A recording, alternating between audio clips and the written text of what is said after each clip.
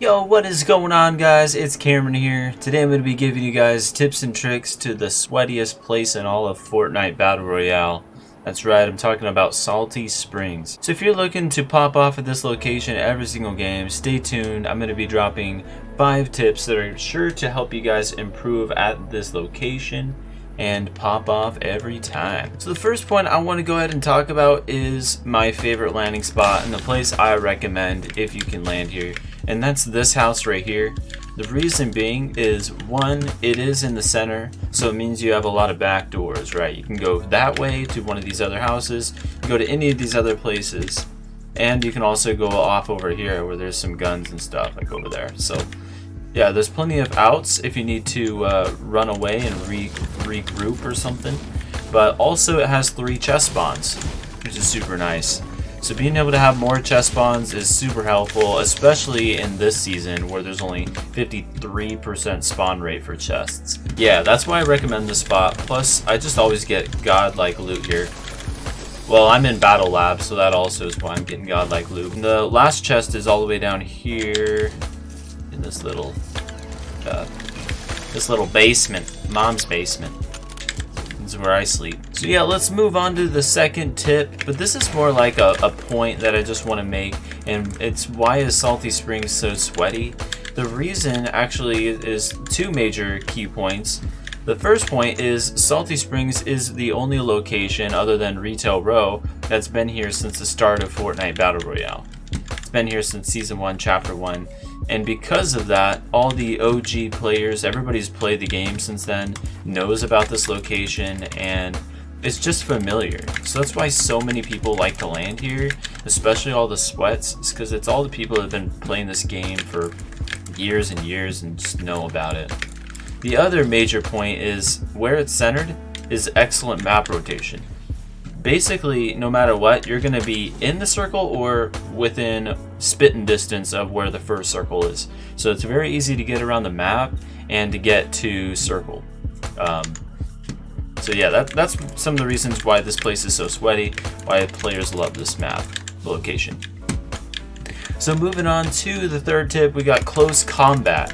So the reason that's a major point in this is because almost all the fights that you're going to take here at Salty Springs when you land here is close combat.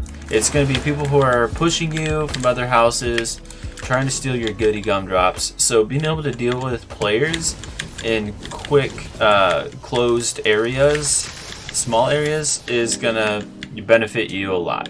So what I mean by that is being able to do edit plays. Edit plays are very helpful in this map area. So yeah, being able to work efficiently in small spaces. What I'd recommend is doing some edit maps, edit courses, or just fixing your keybinds if they're not so good for edit plays and stuff. So, because those things will definitely hedge your bets and make you play better at this location. Also, tiny tip here. Did you know you can do that? A lot of people didn't know that, including myself, until like 2 weeks ago. I swear they patched this. Like I thought that you couldn't do that for the longest time, but yeah, you can just crawl through there. It's kind of nifty. So tip number 4 is avoiding third parties and basically just avoiding getting destroyed by opponents that are pushing you. So one, being able to defend is very important, but also avoiding third parties is also very helpful as well. So what I mean by that is make sure you're keeping height. So I recommend always being on the high ground if you can. Because then you can laser people coming towards you, coming towards your house, and it just makes it a whole lot easier than if you're on the bottom floor where there's players above you, because it's never good when they have headshot aim down at you. So the other thing that I did want to mention about avoiding third parties is do not just jump into a building full of a full team. Instead, try to take fights one by one, so you're avoiding a massive team from destroying you, especially if you're solo squatting or doing anything sweaty like that. The last tip and the final tip is being the aggressor. So this location is meant for being a W keyer. Like, this is the location to go if you want to push people and be aggressive. So I recommend that playstyle when landing at this location. If you're looking for more of a defensive type of landing spot, I'd recommend Craggy Cliffs or Misty Meadows. There's nothing wrong with a more defensive playstyle and not W King, but this location's very hard to defend against. So I recommend once you loot up, like let's say you land here, this is my favorite spot, right? You're just gonna go house to house and be the aggressor and push people and put them on the back foot.